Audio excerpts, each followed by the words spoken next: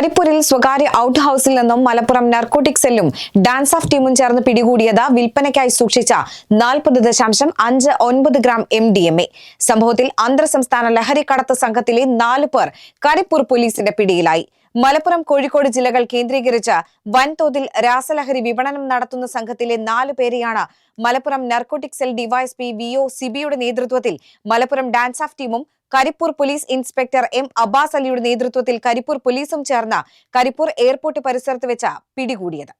മുഹമ്മദ് കബീർ, അർഷാദ് അലി, നിസാർ റഹ്മാൻ കളത്തിൽ, PT സാദത്ത് എന്നിവരെയാണ് വിപണനത്തിനും ഉപയോഗത്തിനുമായി കൈവശം വെച്ച MDMAയുമായി പോലീസ് പിടികൂടിയത്. മുഖ്യപ്രതി കബീറിന്റെ വീടിനോട് ചേർന്ന് പ്രത്യേകം തയ്യാറാക്കിയ കെട്ടിടത്തിൽ വെച്ചാണ് MDMA വിൽപ്പനയ്ക്കും ഉപയോഗത്തിനുമായുള്ള സൗകര്യം ഒരുക്കിയിരുന്നത്.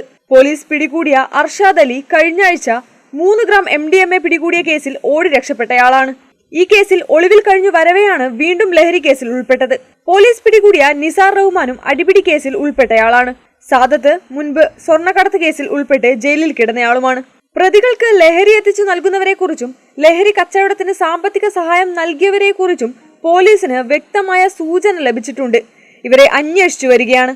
മലപ്പുറം ജില്ലാ പോലീസ് മേധാവി R വിശ്വനാഥ് IPSന്റെ നിർദ്ദേശപ്രകാരം Kondotty ASP Karthik Balakumar IAS, narcotic cell DYSP NO CB എന്നിവരുടെ മേൽനോട്ടത്തിൽ Karipur police inspector M Abbas Ali, NC SI KR Justin, SI Rajesh, senior civil police ഉദ്യോഗസ്ഥരായ KK ഷിനോജ്, നിഖിൽ, സബീർ അലി പ്രശാന്ത്, ജില്ലാ ആന്റി നാർക്കോട്ടിക് സ്പെഷ്യൽ ടീം അംഗങ്ങളായ Dinesh ഇരിപ്പങ്ങണ്ടൽ, P Muhammad Saleem, KK Jaseer, VP Biju, R Ranjith എന്നിവരടങ്ങിയ സംഘമാണ് കേസ് അന്വേഷണം നടത്തുന്നത്.